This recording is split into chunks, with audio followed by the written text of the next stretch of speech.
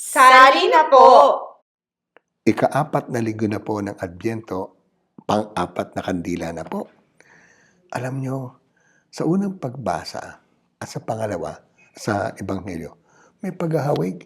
Si Ahaz, nangako ang Diyos, di siya naniwala. Hindi siya tumaya na mangyayaring yung pangako ng Diyos. Si Jose din naman, hindi siya makapaniwala eh. Pero alam nyo, si Jose, eventually, nagtaya siya ng kanyang sarili. Tinanggap niya ang pangako ng Diyos. At ano nangyari? Ipinanganak si Jesucristo na pinaglilihan ng mahal na bilang kanyang asawa.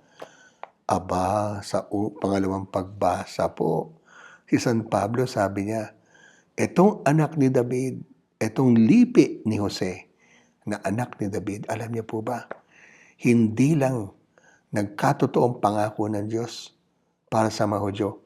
Aba, idinawit po ang mga hentil, ang mga banyaga. Kayo po, tayo po, banyaga tayo. Pero tataya po ba tayo?